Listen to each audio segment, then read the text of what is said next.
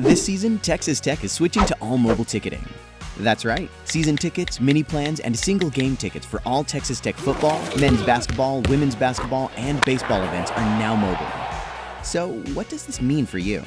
Convenience. Because your tickets will be stored on your mobile device, you no longer need to worry about receiving or printing physical copies of your tickets.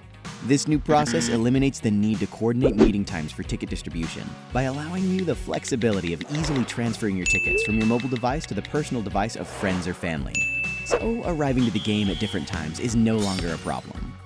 Eliminating the costs of printing physical tickets allows us to put more resources into enhancing both the student-athlete and fan experience. Prior to arriving to the stadium on game day, be sure to check your Apple Passbook or Google Pay and confirm tickets have been added. On game days, all you'll need is your phone, your physical parking pass, and of course that Raider Power Spirit. If you have any questions, feel free to contact support in the Texas Tech ticket office at 806-742-TECH or visit texastech.com/mobile ticketing. It's Typical Tech. Typical Tech. It's a touchdown, Red Raiders. Fantastic. Lubbock and leave it. And they hail from Lubbock, Texas. That's pure Texas Tech. Hello and welcome to another edition of Typical Tech. Thanks so much for joining. My name is Robert Giovanetti. Glad you could be with us. Typical Tech brought to you by Jayford Pro, a proud partner of Texas Tech Athletics. When it comes to roofing, construction, and plumbing, don't settle for anything but the best. Contact Jayford Pros, the best solution for your home or business. It's a holiday week coming up. We got the 4th of July on Saturday, but we've got a firework-packed show for you today. We've got Andrea Tyree, who's in charge of the Red Raider Club and Development for Athletics. And then a little bit later, we'll hear from James Thomas. James, the associate head coach of the Texas Tech track and field program. They were, if you remember, in Albuquerque for the NCAA indoors when all of the pandemic news broke and had to come back. And that was they never got to compete in the indoors. And they've been dealing with the pandemic and the COVID-19 just like the rest of us. So looking forward to hearing from these two great Red Raiders. Again, thanks so much for all of you that have liked or subscribed to us on the Texas Tech Athletics podcast channel. Don't forget Scarlet and Black with Hacks, Red Raider Retro matchups. We've got all those things on the Texas Tech Athletics podcast channel. So get out there and subscribe and like, give us a 5-star rating, do all of those great things. But as we mentioned, even though we're not playing any games, we're still needing to take care of our more than 400 student athletes. We couldn't do that without the great work of the Red Raider Club. Let's get joined now by Andrea Tyree. Andrea is Senior Associate Athletics Director for Development. She leads the Red Raider Club. Andrea, how are things going for you this week? Hi, Gio. Thanks for having me. It's going great. Yeah, we're glad to have you. And first time ever on Typical Tech. First time ever. Glad you could be here. Hey, you and I were talking about this yesterday. Your business and the fact that fundraising and development is so relational. How is this dealing with the pandemic affected the way you guys do business? Yeah, obviously fundraising development is a very face-to-face business. It's something that we need to be in front of people. We need to be having conversations. So it's been unique, right, for everybody, for everyone in the country. I think for development specifically, I was just actually telling Kirby this last week that I'm really proud of our team throughout this period because we had pre-existing relationships with so many donors at every single level. So I think it would have been really difficult if we had been having to spend this time getting to know people and really, diving into their passions and what they want to give to and what they can give to. But really, we had those relationships in place from years. I mean, and long, work of every single person on our team. And so we were able to spend this time calling our donors and Zooming and FaceTiming and doing all these things, really checking on them and really more talking about their families and their businesses and how they were doing really through everything versus getting to know them. So I think we were a little bit ahead because of that. So I'm really proud of that and our team for that. Hey, you've been at Texas Tech a long time now, 2 degrees from Texas Tech. You're a Red Raider through and through. What brought you into the fold and brought you into development and where you are now? Sure. So, like many of us, Chancellor Kent Hance was a friend. My family's football seats in section 106 at Jones my whole life were right next to Hance. So, really got to know him. And we were in Austin. Actually, I was working at the Capitol for State Representative Buddy West. He was the chairman of the Energy Resource Committee at the time. So, Hance would come in and lobby, and we would visit. And when he became the chancellor in 2007, there was no one focusing solely on major gift fundraising for the athletics department. And so I came back with him and have been here ever since. So you started out as major gifts. Now you also have that along with the Red Raider Club. Dive into that a little bit. Tell people what's the difference between hey, I'm writing a check to Texas Tech to give. How's that divvied up? What are the differences? What are your buckets? Sure. So obviously, right now, major gifts are part of the campaign for Fearless Champions. Really, that is facility support. There were 3 components of the campaign. We had 28 facility projects. Right now, the last ones that we're working through are the football training facility, baseball, and the South End Zone. So really facility focus. Obviously, facilities are critical as we go out. We recruit student athletes, important for our current student athletes. We want them to have the best training facilities possible. So really important. And then Leadership Academy. The Talkington Leadership Academy is a part of the campaign as well. We were really grateful for a gift from the Talkington Foundation to name that program. We provide leadership opportunities for our student athletes throughout the year, led by Amy Hurd. And it's a really, really great program and a resource for our student athletes, really preparing them for life after graduation.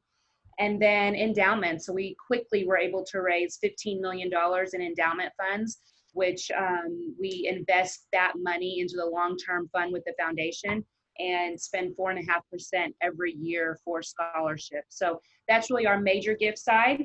And then our annual fund is really, really critical. Our annual fund is really what drives us, what sustains the resources that we're able to provide these student athletes every single year. So there are 3 pillars. When people give to the annual fund, you can do that in 3 ways. 1, your annual seat contributions. So seats out in the bowl at Jones, premium seat contributions, your club seats, your suites at all venues. And then the Excellence Fund. The Excellence Fund is the 3rd pillar. And in the coming months, actually, our donors will really start seeing a lot more on the Excellence Fund. It's the time of year where we're really heavy soliciting that group and that pillar, because that's the difference in where people are really philanthropic. That's where you're not having to do that through seats and different things. So Excellence Fund is really above and beyond. And all 3 pillars are really, really important and kind of make up someone's annual giving portfolio. But, we talk a lot, Gio, about really wanting our donors to understand what that does, what these funds go to. So scholarship, our big thing that we've got to provide every single year, no matter what. $7 million last year spent on scholarships for student athletes. But on top of that, academic resources for everyone, from computers to academic counseling, to iPads. Just a couple years ago, we initiated an iPad program where every student athlete receives an iPad. And I was thinking about this last night. I mean, thank goodness we went remote, right, this spring, and they had virtual classes and virtual team meetings, and that's how they were communicating with their coaches. So all of them had an iPad in order to do that. And then mental health. This has been I think a difficult year for a lot of us and for everyone, obviously through COVID and what everyone's dealing with that, and trying to, get back to somewhat of a normalcy, and what does that even look like? But then also the racial issues that we've been facing as a country, and as, I think that can be really heavy for a lot of us, but especially for young people. And so we have things in place that our student athletes have, resources. It's a phone call away. They can call and talk and get counseling and deal with really any issues that they're feeling or facing. So the Red Raider Club kind of helps with all of those things, really big picture. Well, and you think about it. So right now, we're not playing games. We're not selling tickets. We're not doing other things. There's no way for people to have connection with our student athletes, but we still need these people, right? Because our student athletes are still going to class, still doing the things they need to do for when we do come back on the field. Absolutely. Yeah, I think the needs may change a little, but they're still there. I mean, they're still going to school. They're still needing, to have resources, and it's really important. And it's something, it's hard, right? Whenever you asked earlier about development, it's hard when we're not in everyone's faces every day. So we've got to make sure that people understand the importance of every single gift at every level impacts all of these things, kind of big picture.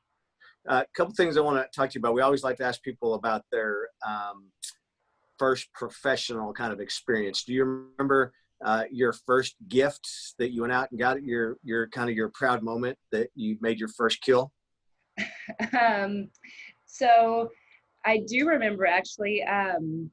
I remember, so when I first came, I was just handed a portfolio, a piece of paper with like 150 names. And I remember Hanson, the vice chancellor at the time, said, go work these people. Let's start building relationships and doing that. So I remember being in Austin, and there was a family there that was really passionate about students on campus not drinking and driving.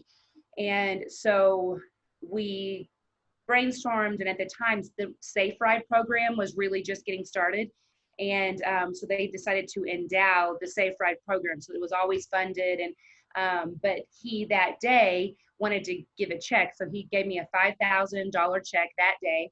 And I remember it was my first gift. I'd maybe been working at Tech for a couple of days, and so I put the check in my folder, and I was so nervous getting home with this check. And I remember I was on the flight back, and the flight attendant on Southwest was like, ma'am, you're going to need to put your purse on the ground. And I was like, I got to keep my purse in my lap. I thought, oh my God, I'm going to have to go back and tell Hans I lost my first check. So yeah. He would say that'd be bad judgment. That'd be bad judgment. Not good. If you lost that check. As a Tech graduate, as a person who's been going here forever, what's your favorite Texas Tech athletic memory? Oh my gosh. I have a lot. I think, obviously for a lot of people, I think the answer is the Crabtree catch. And I remember the exact moment and where I was, and my husband, Chris, and I were, sitting there, and it was just really an exciting moment. But I think maybe baseball, actually, when we caught the fly ball in the outfield and to win the super regionals. And we were at home, and the Raider power was stronger than ever. And then obviously went on to Omaha. So I think probably that's one of my favorites. Yeah, that's a pretty good one. That's one of mine too, that weekend when I took two from College of Charleston. Typical Tech, what do you think of the name of Typical Tech? Something we've talked a lot about. What's that mean to you? I love it. I remember when that phrase was first said, and really people started using it in this very negative light. And I remember, and still when people say it negatively, I think it like this, I hate it. It just doesn't make you feel very good, right? So I love when people kind of turn a negative into a positive, and I think you've done that. I think that this is really helping with that, and you've really turned it on its head. I think that now when people think about the words Typical Tech, right? We think now of astronauts and military chief of staffs and Super Bowl winners and NBA players, NFL players, NFL head coaches, even cool, founders of cool brands like Yeti and Fire Disc, and people in Texas Tech, people in leadership positions like Southwest Airlines and GM. I mean, that's Typical Tech, right? And so I think you've kind of changed the narrative on what it means. I love it. What do you love best about your job? Probably the people. I think I've really been grateful, and I feel lucky to have relationships that I have not only internally, with our team, but also donors and externally, people all over the state and the country, and really good Texas Tech people that believe in what we're doing, and they stick behind us no matter what. And I think there are so many people that, when things don't go our way or when something happens, they are the first ones to call and say, we're going to be okay and we're going to make it through. And then there are great days like, the Final Four. And I don't know, there's just so many positive things here. But I think definitely my favorite's the people and getting to know and being on the road with them. Hey, it seems like a kind of a misnomer to say my favorite pandemic memory, but my favorite pandemic memory was the Reckham Tour and what we were able to pull off. And we really saw people, you want to talk about typical Tech, people stepped up after the Reckham Tour, didn't they, and gave financially. Yeah, I think that was a really great example of what people do for us and that don't get recognition and don't, it's not on the front page of the paper, but things like the virtual tour. I mean, our annual fund and the Excellence Fund received a lot of gifts, over 200,000 in the 2 weeks after the virtual Reckham Tour, which is a huge amount. And that wasn't gifts of 25,000 and 50,000. It was gifts of $10 and $50 and $25, and those things add up. So I agree. I think that that virtual Reckham Tour was really special, reached over 25,000, right, people. So obviously a huge part of that. But then also, Gio, we were talking about baseball earlier. Whenever we had to give the refunds back for baseball, when the baseball season was canceled, we went through that process and we did ask people, would this be something that you would want to give back to the Red Raider Club, or we will refund, we'll do whatever.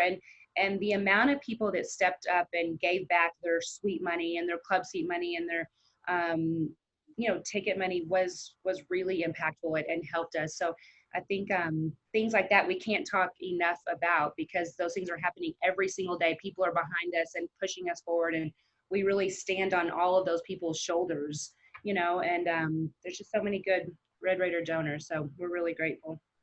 That is typical Tech. Andrea, thanks for taking time today. Thank you. Have a good day. J. Ferg Roofing Pros.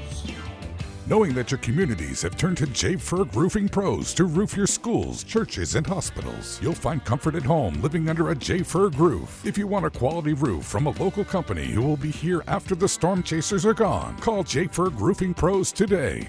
Don't just get a roof, choose a J. Ferg roof. The best solution for your business or your home. J. Ferg Roofing Pros. Whenever you want to get started. I'm going to hurry up and hang on.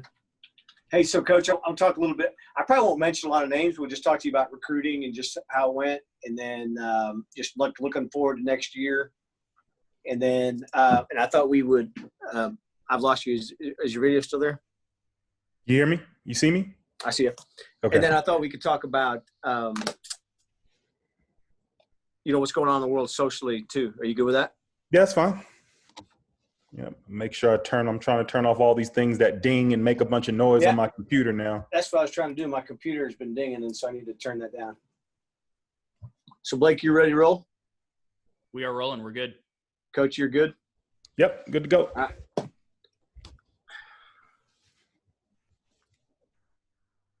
Okay, back when all of this started happening with COVID-19, the Texas Tech track team, the indoor track and field program, was in Albuquerque for the National Track and Field Championships, the Indoor Nationals, and we're now joined by Associate Head Coach James Thomas. And Coach, when you look back on that, does that seem like yesterday, or does it seem like 5 years ago? About 3 months ago, it seemed like yesterday, but now it seems like it was years ago. I mean, this is definitely a different time, and it's definitely slowed the pace down. And you think about the opportunities that some of these young kids had, and it's tough. But no, we've come a long way since then. A lot's happened. So now, in hindsight, it looks like we weren't that silly after all. At the time, were you thinking? Again, we talked a little bit to some other sports that said that played throughout the spring, like you guys would have been running nationals in June. In March, didn't it seem at that time crazy? Hey, they're canceling the outdoor nationals already. And now again, look, people clearly knew what they were doing. But were you thinking that like everyone else back then? Hey, we're being a little premature. Yeah, well, I wouldn't say premature, because everybody was a little bit. When you get something brand new, everybody's freaking out a little bit. It's just too much unknown. But did I think it was going to carry way out to June and we wouldn't be having an outdoor season? We'd be talking about what's happening in the fall. There's not a chance. You know, the NCAA ruled, and so we're going to have, you know, a lot of your kids are going to be able to come back. And as I was looking at your recruiting class for this year, and you guys really you hit the ball out of the park as far as recruiting goes. So on paper, I know we don't throw on paper, but you guys look loaded for next year. Yeah, it was one of them, like I said, this is one of them kind of things you try and find a way to make the best out of some adversity. And one of the things that we had going was a ton of seniors. And so when a ton of seniors are getting ready to depart your program, so we're recruiting our tails off trying to find ways to replace them. They lose this season, then you get granted this little last-minute reprieve where all the seniors can come back with also a pretty loaded class. I mean, it makes for kind of an exciting 2021 season once we can get things up and going.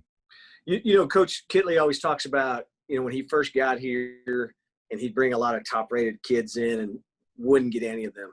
And now as I look through the list here of who's coming in next year, a lot of top-rated kids, you guys bring them in and you're getting them. What's the secret sauce here now at Texas Tech that's helping you and Coach Rob and Coach Kittley bring these guys in? Man, it's a combination of a number of things. Obviously, I mean, Coach Kittley, what he's built up and worked over the years has kind of continually put this place on the map. It's made a desirable place to both work, compete, train, go to school, and then Texas Tech as just a logo, as a brand name, as a university, has kind of made all our jobs a little bit easier. But I think in the big scheme of things, you know, getting this new indoor track, having some success on and off the track, things like that have kind of made Texas Tech not one of them places that was a second tier anymore. I mean, it's become that place where it's a premier destination. I mean, we're competing for conference titles, national championships, and I think that's really the biggest thing. You create a logo, you create an image, you create a reputation based on your work that you put out. And I think we've been able to consistently put some good work out there now. And now kids have noticed it around the country and the world. Hey, Coach Stone always talks about the soccer program. You got to make Texas Tech the cool brand, the cool logo. You guys feel like we're at that point at track and field? Yeah, I mean, absolutely. We feel like we're, you know, we used to say, you know, there's these name brandings, these logo schools. We feel like we're one of them. I think we still have that grassroots mentality where we're never going to rely on that to sign kids and go after kids, because I think we treat this thing, and the university treats it as a huge family feel, and we come together, we recruit as one, and we work together as one. But I think we've let that transition into, okay, yeah, we have this great logo. People recognize it just on a logo. We can send a piece of mail and you're going to open it. But now we get to go back and still continue to keep our same mentality of how we had when we were trying to build it up to this level. What was it about Texas Tech when Coach Kittley reached out to you that, you know, he had to recruit you to come here at one point? What was it that sold you on Texas Tech?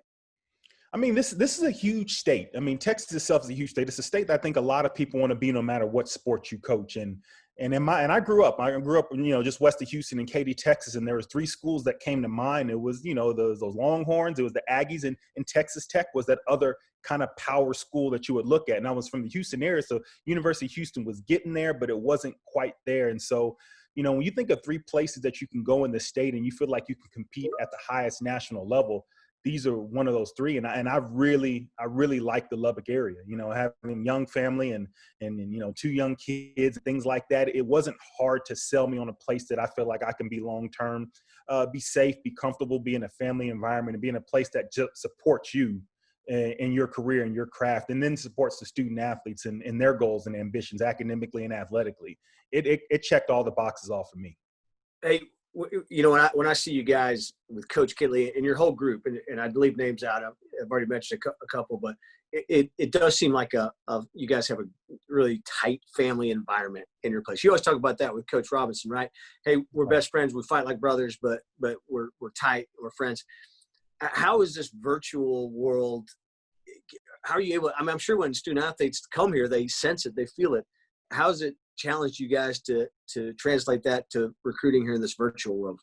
I mean, it's probably a unique setting. I think in a way it's almost drawn us closer in a weird, odd way. Because I mean, we when we recruit, we bring people on campus. I mean, they would be in Coach Kittley's house on an official visit. We're eating dinner with families. We got my Rugrats running around, you know, right. Coach Rob's Rugrats, everybody's kids. It could be dogs, it could be pets, it could be a tailgate.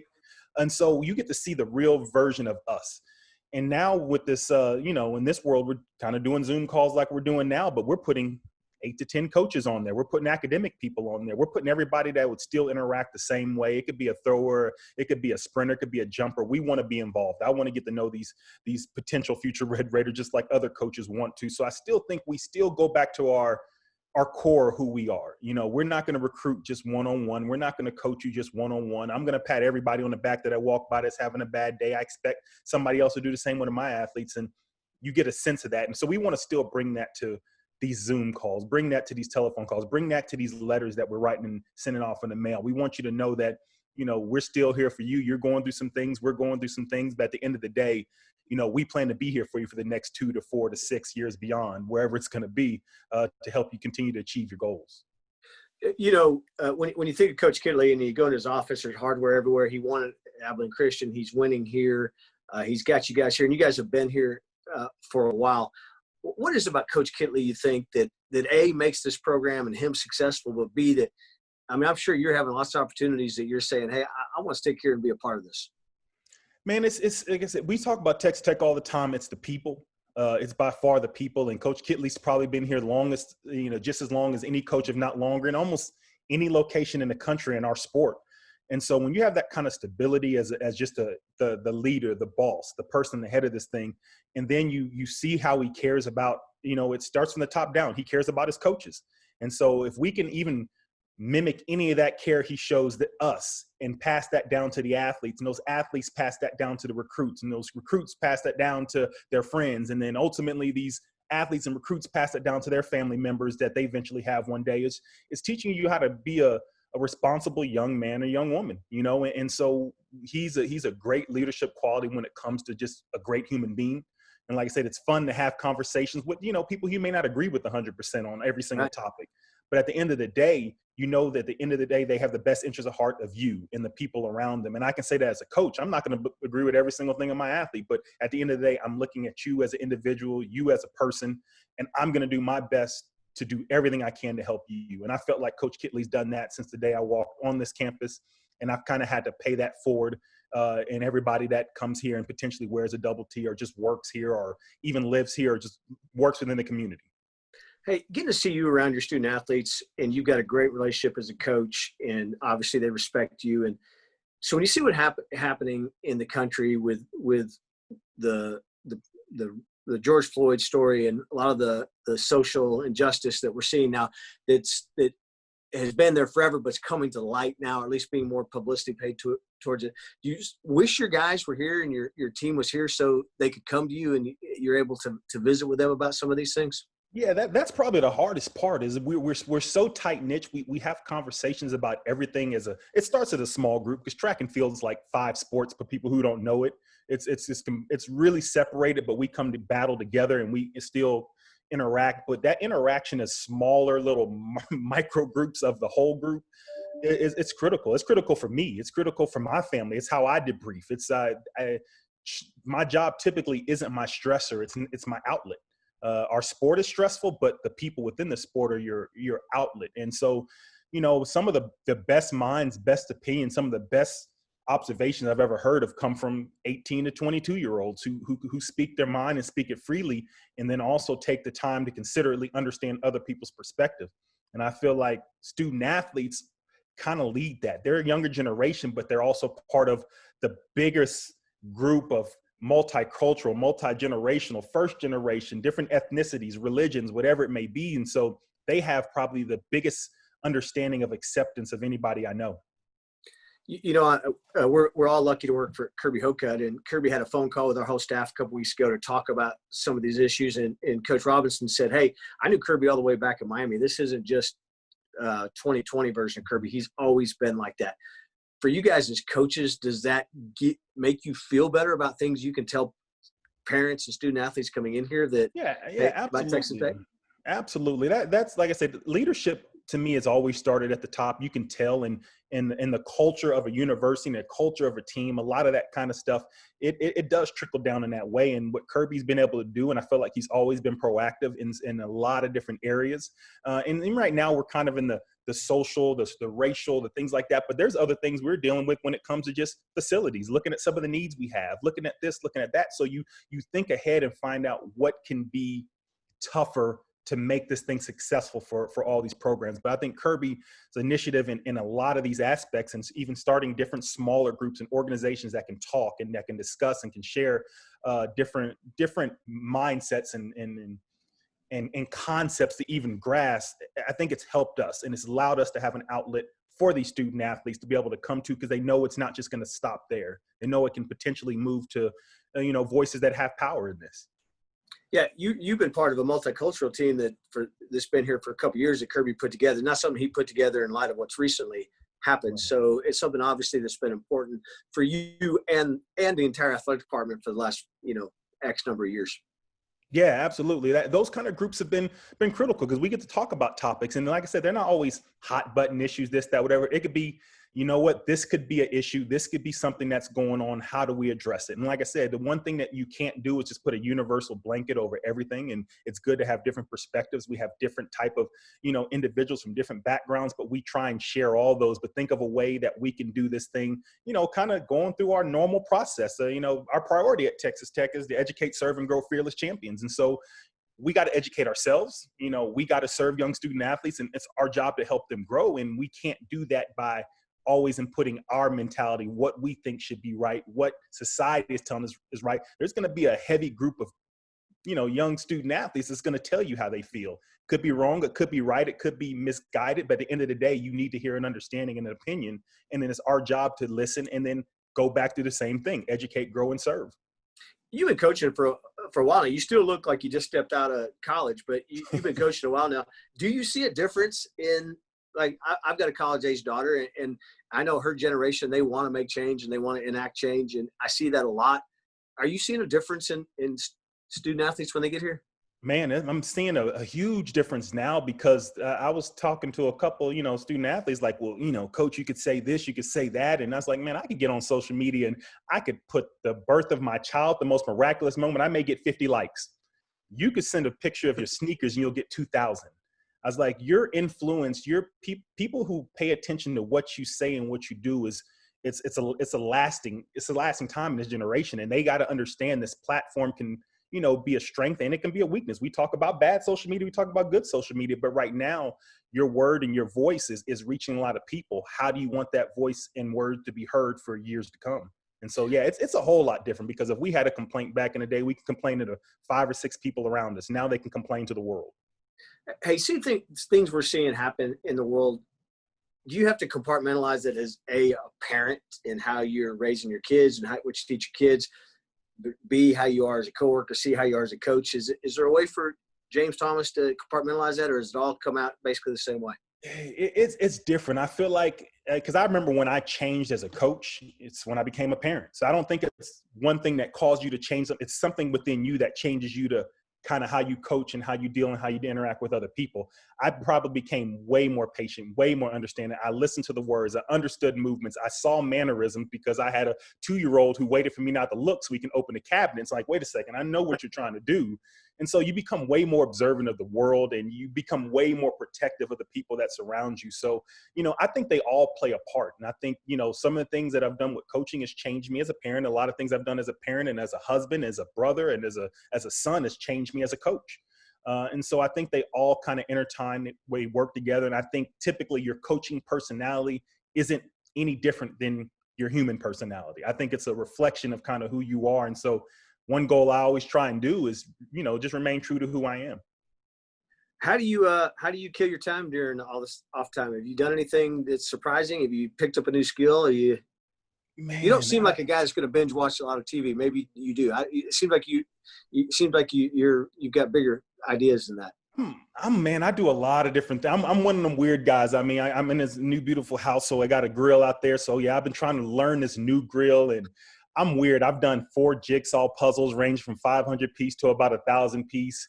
I punished myself for binge watching. If I binge watch anything, I had to get on my treadmill to watch it. So I was like, okay, let's at least try and find some way to stay active. But, I also had to be a teacher. I had to teach a 5-year-old and a 10-year-old, doing pre-K and 5th grade. And so that was a whole new challenge that gave me a respect for housewives, gave me a respect for educators. It gave me a respect for anybody that's in a situation where they deal with young kids, because it's your responsibility, and so having to go through and and build chalk figures with shadows in my backyard to looking at plants and doing safari hunts with 2 empty rolls of toilet paper. You know, just it was just a unique experience that really made me understand that, you know, this you can turn every kind of stressful or whatever situation you consider bad into that silver lining. So I had a chance to grow with 2 young boys in times they'd probably never get with their dad between March and June and July and August beyond. So this has been unique for me. Do you watch a lot of news dealing with all COVID and everything, or you just turn it off? I do. No, I do. I'm one of always people, my wife hates it, but I'm like, you know what, I at least want to know what's going on, because if I'm going to ever get in conversation and dialogue, I have to educate myself. And even if I don't like the news, and I try to make sure I try to stay pretty versatile in what I watch, what I read, what I learn. And if there's something I question, you know, I research it. I've always been that way. If I'm going to buy anything digitally, I'm going to research every single thing about it to make sure I'm making the right purchase. But before I come with my opinion, I want to make sure it's not just an opinion that's not based on any facts. So, you know, I watch it all. I keep track of it all, and I stay in tune with as much as I can. We'll probably see your student athletes back in August sometime, hopefully, right? Let's keep our fingers crossed that'll happen. How much are you looking forward to getting around those young men and young women again? You know, I can't wait. This is going to be a kind of one of those bittersweet moments where we're still in that cautionary period. We're still being careful, but just putting them in an environment where you know that if something were to happen, I know how incredible our medical group is. I know how incredible our trainers are. It's just there's certain things, if they're going through things, if they're stressed, if there's something going on at home, like, you know, you have an outlet for it. The one thing about Texas Tech is, I'm not going to say we spoil them, but we have an avenue for everything. So if you're going through something personally, going through something socially, if you're going through something medically, I have 100% faith in everything we have here in this university. And so it's I don't want to bog them down, wear them out, but I still like the fact that I know if something does happen, they're taken care of here. All right, Coach. Appreciate taking time. Good luck with your family. Can't wait to get you back on campus and get all the student athletes back as well. Appreciate it, Gio. It was good talking with you. So thank you again to Coach Thomas and Andrea Tyree for joining us this week. 2 Red Raiders working hard in kind of trying circumstances. We saw Andrea's back in her office as we slowly get back to getting people here on campus, but thanks to both of them. If you remember last week on Typical Tech, we had AJ Ramos on the show. AJ coming back from injury and trying to get on with a big league team, 99 saves in his career. You know, I used to be the radio play-by-play announcer for Texas Tech baseball, and I got the pleasure of not only calling AJ's games, but also Chad Bettis' his games as well. Chad has had a great major league career as well. Chad appeared in 164 games, 92 starts. He had 31 wins at the big league level. He announced his retirement this week from the game. He was in the Yankees system, and Chad did announce earlier that he was going to retire from the game of baseball. But what a great effort and career that Chad had. What a fighter Chad is. He overcame cancer, dealt with chemotherapy, and was able to get back on the mound at the highest level to pitch, even after all of those adversities that he had to face. That is typical Tech. Chad Bettis and AJ Ramos, man, those 2 guys really exemplify what typical Tech is all about. Again, hope you have a safe, happy 4th of July. Thanks so much for watching. We'll tune in again next week. We'll see you then. Wreck-em. It's Typical Tech. Typical Tech. It's a touchdown, Red Raiders. Fantastic. Lubbock and leave it. And they hail from Lubbock, Texas. That's pure Texas Tech.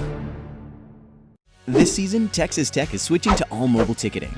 That's right. Season tickets, mini plans, and single game tickets for all Texas Tech football, men's basketball, women's basketball, and baseball events are now mobile. So, what does this mean for you? Convenience. Because your tickets will be stored on your mobile device, you no longer need to worry about receiving or printing physical copies of your tickets. This new process eliminates the need to coordinate meeting times for ticket distribution by allowing you the flexibility of easily transferring your tickets from your mobile device to the personal device of friends or family.